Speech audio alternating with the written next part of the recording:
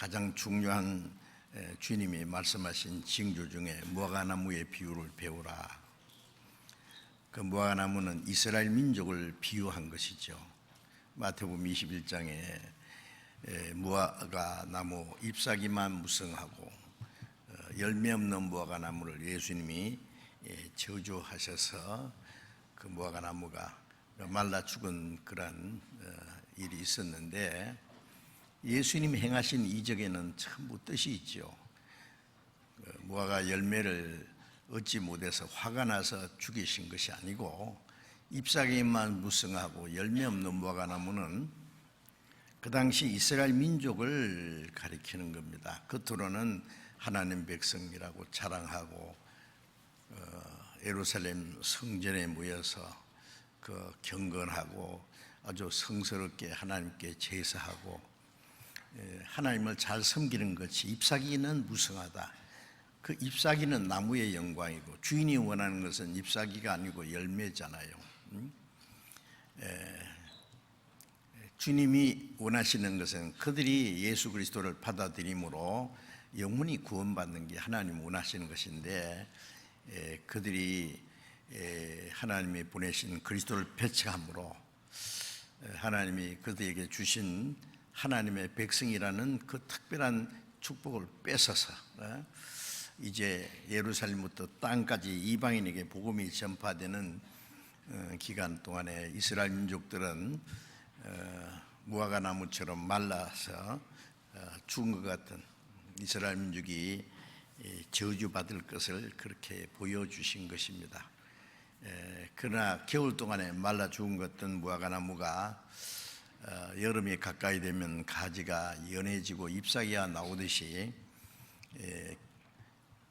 이방인에게 복음이 전파되는 그 기간 동안에 이스라엘 민족은 대신 환난을 받고 전 세계에 뿔뿔이 흩어서 온갖 순환과 학살을 당하다가 이방인의 때가 끝나면은 마지막 때 회복될 것이라고 성경에 예언되어 있거든요. 이스라엘이 죄로 말미암아 망했지만은 하나님은 안 죽었다는 걸 온 세상 사람에게 또 한번 알게 하기 위해서 이스라엘 민족을 회복시키실 거라고 구약에도 수없이 미리 예언이 되어 있습니다.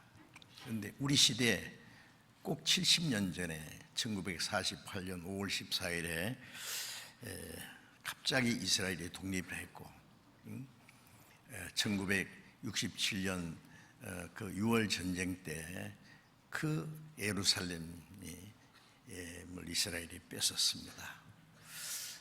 지난 5월 14일에 이스라엘 독립 70주년 기념 행사를 하고, 세계에서 가장 그 강한 나라라고 하는 패권 국가라고 할 수 있는 미국이 이스라엘을 적극 지지하면서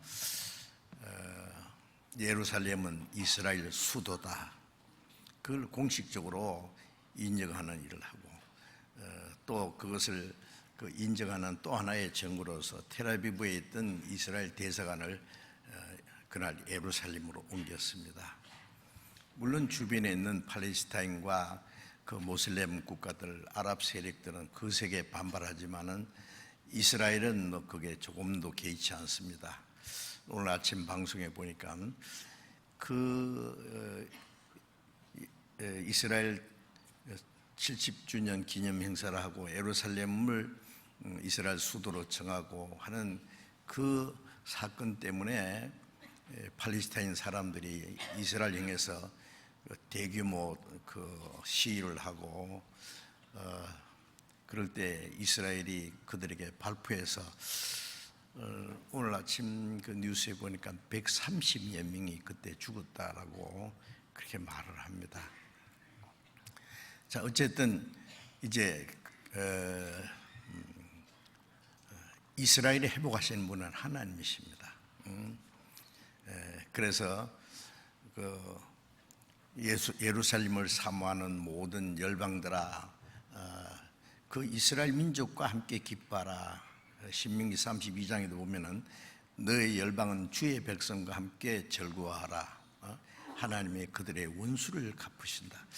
이스라엘 민족을 망하게 하신 분도 하나님이고, 이스라엘 민족을 다시 회복시키는 분도 하나님이기 때문에 그걸 아는 사람들은 하나님이 하시는 일을 전부 선하게 여기고 마지막 이스라엘 회복시키는 것은 마지막 하나님의 약속을 이루는 것이기 때문에 하나님의 그 하시는 일을 같이 기뻐해야 됩니다. 그 일을 안다면 감히 이스라엘 대적하고 예루살렘을 치기 위해서 모일 수 없습니다. 그런데 요엘서나 그 스가랴, 스바냐 이런 곳에 보면은 이제 마지막 때에 열국이 예루살렘을 치려고 모이리라. 그건 하나님이 세계 열국을 심판하기 위해서 하나님이 모으신다 그랬어요. 왜 심판하냐? 전 세계 복음이 전해지는 동안에 끝까지 복음을 믿지 않는 하나님의 은혜를 배척하는 하나님의 오래 참고 기다리는 기간 동안에 회개치 않는 모든 사람들을 심판하기 위해서 하나님을 믿지 않기 때문에 성경 말씀을 알지 못하기 때문에 그들이 마지막에 하나님의 백성을 대적하고 예루살렘을 치려고 모이는 겁니다.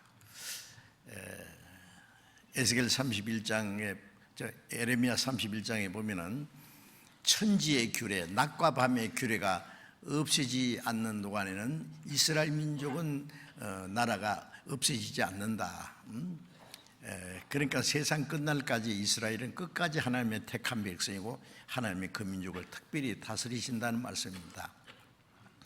이스라엘 민족을 지구상에서 없애버린다든지 나라가 되지 않게 할 수 있다면은 성경을 거짓말로 만들 수 있습니다. 히틀러는 유대인을 절멸 운동이네요. 아주 씨를 없애버리라고. 이스라엘 민족이 2차 대전 때 600만 명이 학살당했지만은 히틀러가 마지막에 스스로 목숨을 끊고 죽었잖아요. 이스라엘 대적하고 망하지 않는 나라는 하나도 없습니다. 개인적으로나 국가적으로나 하나님이 그를 심판하십니다. 그런데 마지막 때 열국이 예루살렘을 모여서 전쟁을 하는 것은 그들이 하나님의 말씀을 믿지 않는다는 사실을 증거하는 것이기 때문에 하나님이 그들을 치신다고 했어요. 그래서 마지막에 이스라엘 민족을 들어서 하나님이 열국을 심판하시는 것이 스가랴 14장의 마지막 전쟁입니다. 에스겔 38장, 39장, 또 요한계시록 16장, 16절에 있는 아마게돈 전쟁은 누가 이기고 지는 전쟁이 아니라 하나님이 열국을 심판하는 전쟁이 될 겁니다. 그런데 그날이 우리 앞에 너무나 가까이 다가오고 있다는 걸 느낍니다. 여러분 아시는 대로 이란이 핵무기를 만드는데 이스라엘이 계속 이 핵무기를 만드는 과학자들을 죽여버리고 핵무기를 만들지 못하게 방해하고, 그 다음에 미국을 위시한 여러 세계의 강국들이 이란에 대해서 경제 제재를 하고 아주 어렵게 돼서 그래서 이란이 핵무기를 만들지 않겠다는 약속을 하고 다시 그 이란에 대한 경제 제재를 풀고 그 협상을 했는데, 최근에 갑자기 미국이 이란과의 협상 협상한 거 있잖아요. 그 제재하기로 했던 걸 폐기했습니다. 왜 그러냐면 너희들 안 만든다 그러고 뒤에서 핵무기를 또 만드니, 그게 사실입니다. 제가 생각할 때는 이란은 반드시 핵무기를 만들 것이고 그 다음에 그 배후에 로스라고 하는 극한 북방의 나라가 있습니다. 그래서 에스겔 38장 39장의 전쟁이 극한 북방에서 이스라엘 치러 오리라. 과거에 무신론 공산주의 종지국 그 나라가 이제 마지막 하나님의 택한 이스라엘 백성을 치러 오는데 그 앞잡이 노릇하는 나라가 현재 이란입니다. 그래서 성경에는 바사라고 있는데 페르시아입니다. 페르시아를 이란이라고 그 국호를 개칭했지 않았어요. 그래서 앞잡이노를 하는데 이란이 반드시 핵무기를 만들고 핵무기를 만드는 목적은 이스라엘 치기 위한 겁니다. 자, 어쨌든 그런 일들이 우리 앞에 이제 일어나고 있어요. 그리고 이제 그 며칠 사이에 이란이 시리아 영토로 있다가 이스라엘 6.1 전쟁 때 1967년 그 6.1 전쟁 때 뺏은 골란고원에다가 그 로켓포를 20발을 발사를 했는데 그게 대응해서 이스라엘은 미사일을요, 시리아에 있는 이란 군사기지에 미사일을 70발을 발사했습니다. 이제 초긴장 상태에 지금 들어가 있습니다. 자, 이런 일들이 일어나는 걸 볼 때에 우리는 이제 이스라엘이 본격적으로 회복되는 것은 이방인의 때가 끝난다는 것을 우리에게 보여주는 겁니다. 항상 이방이 부흥할 때는 이스라엘이 그게 종살하든지 망하는 때고, 이스라엘이 회복될 때는 이방인이 다시 망하는 때요. 그래요. 이스라엘 민족이 에집트에 400년 동안 종살할 때 에집트 문명이 최고로 봤다라고 피라미드, 스핑크스, 국고섬, 비동굴, 라암셋을 쌓았던 그때입니다. 이스라엘 민족이 나온 후에 에집트는 이제 쇠퇴하기 시작하고 망하기 시작했습니다. 이스라엘 민족이 바벨론에 가서 70년 포로 생활할 때 바벨론 문명이 최고로 발달했을 때에 바벨론 세력이 엄청났습니다. 솔로몬의 영광이 바벨론을 옮겨준 게 바벨론 영광입니다. 바벨론이 예루살렘의 솔로몬 성전을 불지를 보고 몽땅 바벨론 잡아갔잖아요. 70년 포로 생활할 때 바벨론 문명이 최고를 할 때 이스라엘 민족이 바벨론에서 나오기 직전에 바벨론 제국은 망했고, 그 후에 또 로마 시대도 이스라엘 민족이 하나님 말씀을 불순종하고 그리스도를 배척한 죄 때문에 로마가 이스라엘 민족을 전 세계에 흩어버렸습니다. 로마 시대에 이제 하나님을 알지 못하는 온 세계 이방인들에게 복음이 전해요. 이방인이 이제 하나님께 돌아오는 구원의 역사가 있었고, 그 약 1900년이라는 긴 역사 속에 유대인들은 그 하나님이 약속하신 땅에서 쫓겨나서 전 세계 곳곳에 정말 발바닥 실 곳도 얻지 못했다는 말씀처럼 그들은 가는 곳마다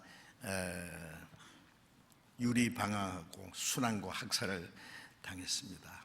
그러나 이방인의 때가 차면은 이스라엘이 땅에 돌아가고 예루살렘이 유대인 손에 돌아간다는 우리 시대에 그대로 되었습니다.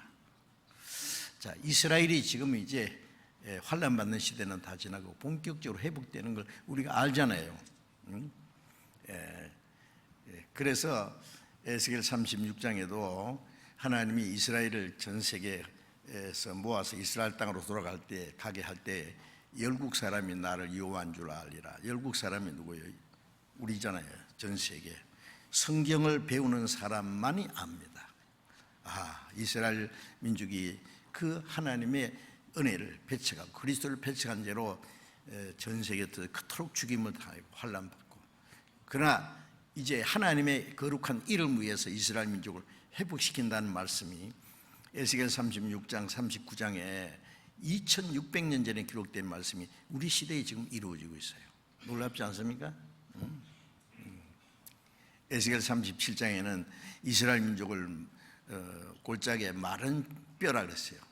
2600년 동안 그들의 그 나라를 빼앗기고, 이스라엘 나라가 망한 건 기원전 586년이니까 바벨론, 페르시아, 헬라, 로마 계속 600년간 짓밟다가 이스라엘 땅에서 사는 것마저 박탈하고 전 세계 쫓겨나서 1900년간 전 세계 유리방황. 그러니까 그 땅에서 그 나라가 망한 지 2600년, 쫓겨난 지 1900년.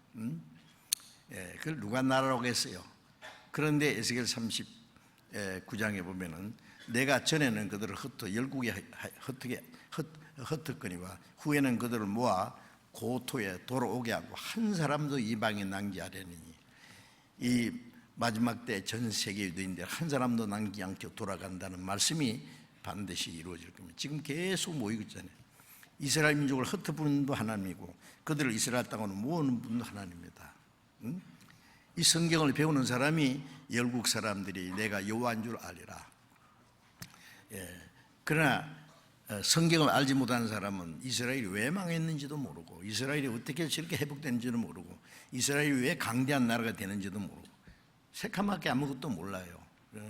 그리고 멀잖아 그리스도를 배척한 죄로 그들이 하나님의 받을 형벌이 얼마나 더 중하냐. 이스라엘 민족적으로는 1900년간 전 세계에서 죽임을 당했지만 그리스도를 그 마음에 받아들이지 않는 구원받지 않는 그녀는 영원한 지옥이라는 것을 보여준 거거든, 실물교훈으로. 근데 그것도 새카맣게 모르고 있으니 자, 이제 우리는 그 마지막 시대의 구원을 받고 다시 오실 주님이 얼마나 주님이 오실 날이 가까웠다는 걸 알고 우리에게 허락하신 이제 은혜 시대, 전도할 수 있는 시대도 그리 많이 남지 않았다는 것을 생각해야 됩니다. 우리에게 주어진 시간도 얼마 남지 않고 주를 위해서 살 수 있는 시간도 얼마 남지 않았기 때문에 우리가 마지막 할 수 있는 최선을 다해서 뭘 해야 되겠어요? 주님을 사랑하고 주님의 말씀을 순종하고 주를 섬기고 주님의 복음을 전하는, 아직도 구원받지 못한 많은 영혼들에게 이 사실을 전해서 구원받도록 하는 것이 우리가 해야 될 일입니다.